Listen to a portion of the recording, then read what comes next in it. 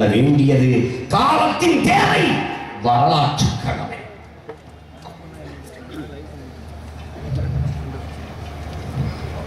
அதை புரிந்து கொண்டு இளைய பிள்ளைகள் அணிதிரள வேண்டும்.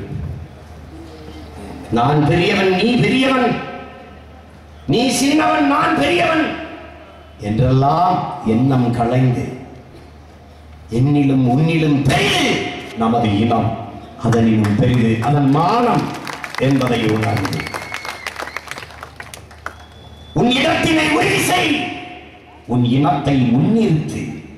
முகவரி அற்றவன் அனைத்துலகம் பேச அருகதை அற்றவன் என்ற புரட்சி மொழியை மனதிலே பதித்து, இளைய புரட்சியாளர்களே எழுந்து வாருங்கள், எழுந்து வாருங்கள். தடம் பார்த்து நடப்பவன் மனிதன், தடம் பதித்து நடப்பவன் மாமனிதன் என்கிறான் ஃபிடல் காஸ்ட்ரோ. மகத்தான மாமேதை மாற்று சொல்லுகிறான். தனக்கென்று வாழ்ந்து தனக்கென்று உழைப்பவன் மனிதனாகிறான். அதே உழைப்பை பிறருக்காக, சமூகத்திற்காக செலுத்துவன் மாமனிதனாகிறான். என் அன்பு மக்களே, அதை மனதிலே பதித்து இந்த மண்ணிலே பிறந்த மகத்தான பெருமகன் ஐயா பெரியார் அவர்கள், உன்னை மக்கள் உன்னிடத்தில் நன்மதிப்பு வைக்க வேண்டுமா? உனக்கு உற்சாகம் வேண்டுமா? நீ பிறருக்காக உழைக்க தொடங்கு என்கிறார் தந்தை பெரியார். இதையெல்லாம் இளைய பிள்ளைகளே உங்கள் எண்ணத்தில் பதித்து வாருங்கள், வாருங்கள்.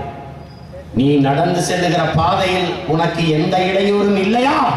அது நீ செல்ல வேண்டிய பாதை இல்லை, வேறு எவரோ ஒருவர் சென்ற பாதை.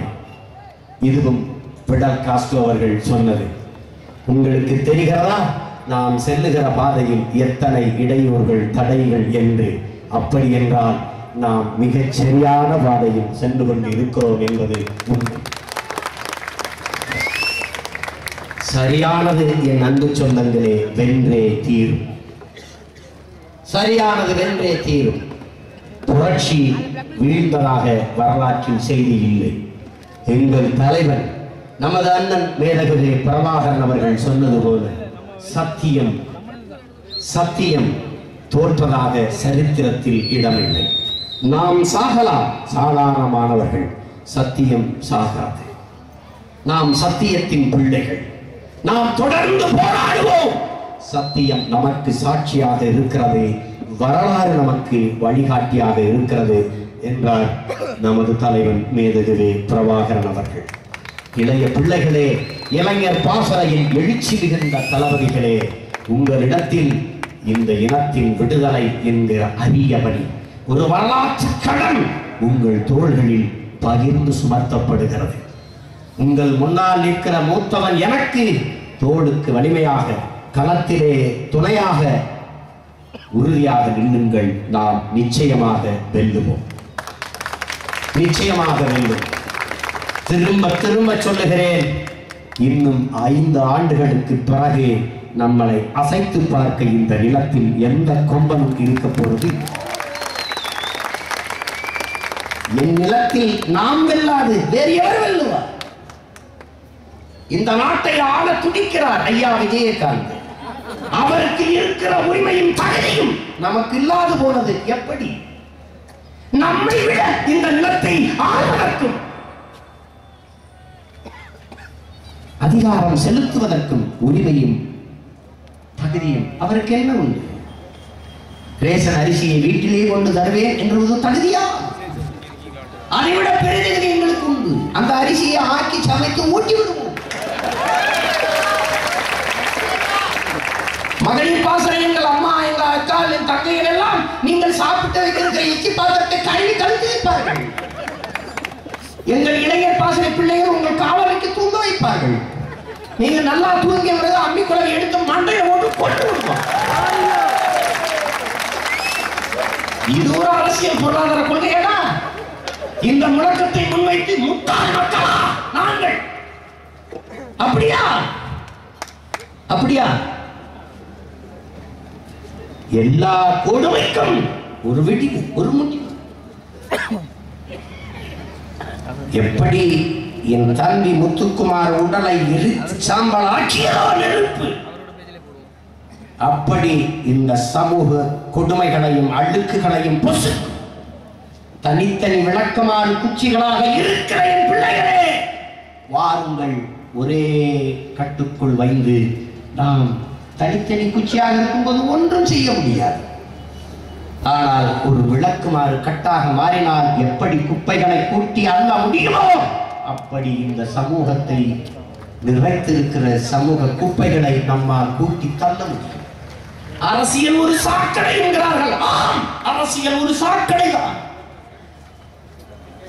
எல்லோரும் மூக்கை பிடித்துக் கொண்டு கடந்து போனால் 300 ஆண்டுகளானாலும் நாரி கிடக்குமே. என் அன்பு மக்களே, யார் அதை சுத்தம் செய்வது? சுத்தம் சுதந்திரம் என்று எல்லா சுவற்றிலும் எழுதி கிடக்கிறதே, இறங்கி கூட்டுபவன் எவன்? தேர்தல் பாதை திருடர் பாதைதான். நல்ல பாதை எப்படி திருடர் பாதையாக ஆனது? திருடுகிறான் என்று தெரிந்து தடுக்காமல் இருப்பது எவ்வளவு பெரிய அயோக்கியத்தனம்!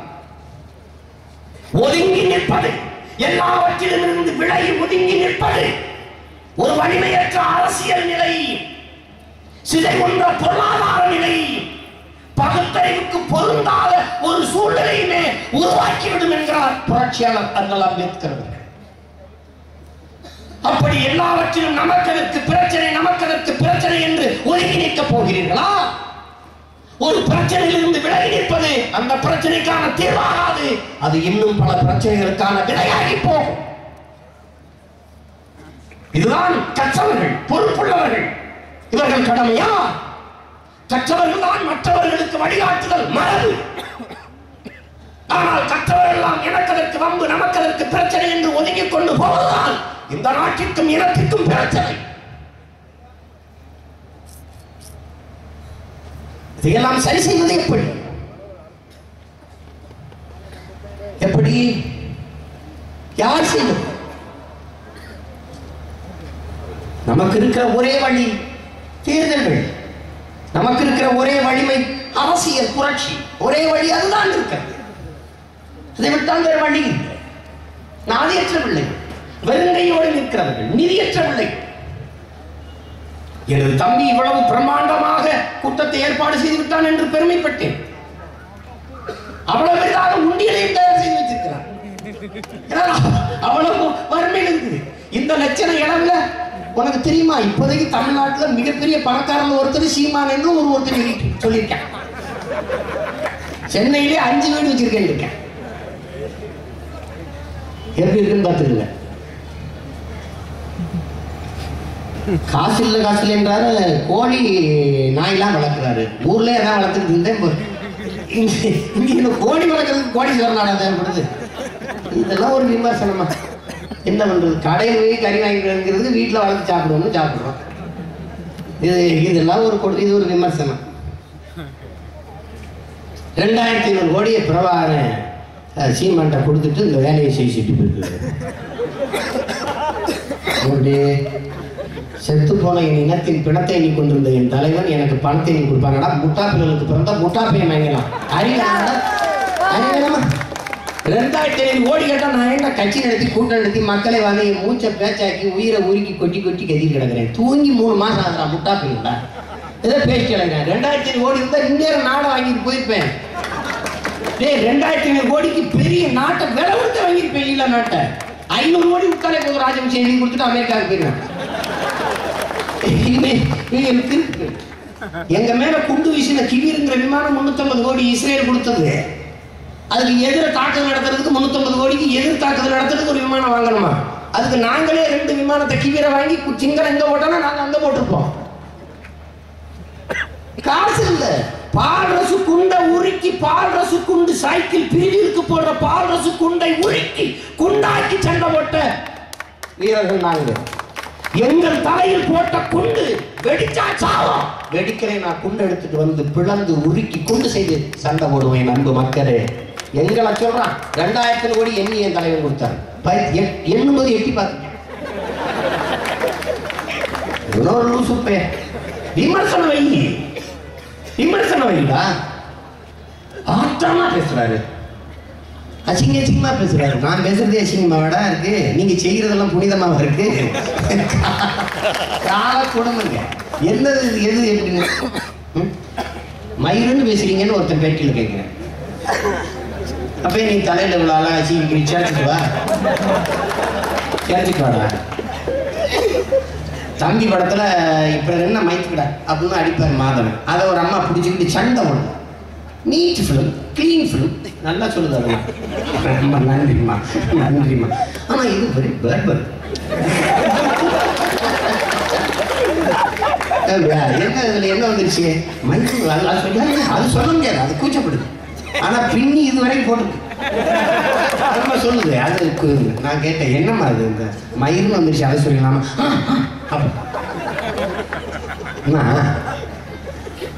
அவ்வளவு கட்ட வார்த்தையம்மா. அதை சடையா வளர்த்து பல மாதங்கள் வளர்த்து எண்ணெயை தேய்ச்சி வளர்த்து கடவுளுக்கு காணிக்கையா கொடுக்குற புனிதமான ஒரு பொருளம்மா அது. அதை போய் நீங்க கெட்டது அசிங்கம்னு பேசுகிறீங்களம்மா. அம்மா கை காலெல்லாம் காணிக்கையா செலுத்த முடியாது. ஏன் தெரியுமாம்மா? வெட்டி வச்சா வளராதம்மா, அவங்களுக்கு தெரியும். நாங்க வந்து பகுத்து இது பேசுனா நாத்திகம் பேசுறாரு, கடவுள் இல்லைன்னு பேசுறாரு. இவங்க குடல் வழினாலும் முடியத்தான் சேர்ப்பேன், கண்ணு வழினாலும் கண்ணு மாதிரி ஒரு கண்ணு வாங்கி வைக்கிறேன்னு வேண்டுவானே, கண்ணை தொண்டி வைக்கிறேன்னு வேண்ட மாட்டேன். உடம்புல எங்க முடி எங்க உடம்புக்கு முடியினாலும் இழக்கிறதுக்கு முடியத்தான் பயன்படுத்துறான். ஏன்னா அது சேரச்சா முளைக்கு, அவனுக்கு தெரியும். இவ்வளவுதான் நம்மான்னு பக்தி. என்ன எங்கள் ஐயா பெரியார் நண்பு மக்களே எளிமையாக எங்களுக்கு பகுத்தறிவு புகட்டுகிறார். எப்படி உடம்புக்கு முடியாத குழந்தைக்கு கசப்பான மாத்திரையை தேனிலே குலைத்து கொடுப்பது போல என் அன்பு மக்களே எங்கள் ஐயா பெரியார் எங்களுக்கு சொல்லித் தருகிறார். என் அன்பு பிள்ளைகளே, கடவுளை நேசிப்பவன் கடவுளை தேடி அலைகிறான், மனிதனை நேசிப்பவன் கடவுளாகவே வாழ்கிறான் என்று சொல்லி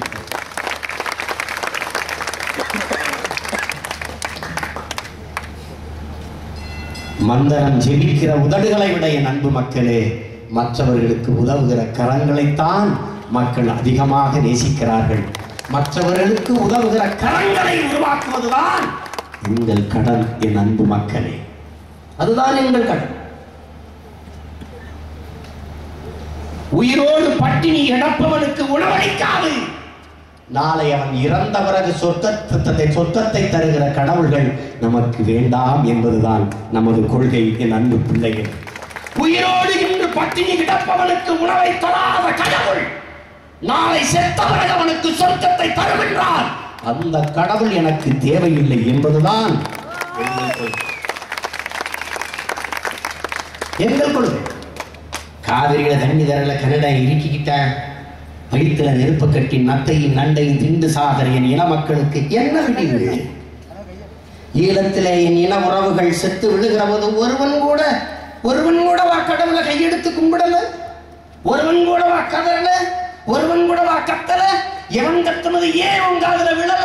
இந்த கேள்விகளை எழுப்பி பார்க்க வேண்டியிருக்கிறது. பசியோடு இருப்பவனுக்கு உணவளிக்காது, விதவையின் கண்ணீரை துடைக்காத உங்கள் மகன்களை தூக்கி எறியுங்கள் என்கிறார் விவேகானந்தர். என் அன்பு மக்களே, இந்த உலகம் கோழைகளுக்கானது அல்ல என்கிறான் அதே வீர துறவி விவேகானந்தர். எனவே பிள்ளைகளே, கண்ணீர் கோழைகளின் ஆயுதம், அதை எந்த வீரனும் ஏந்த மாட்டான்.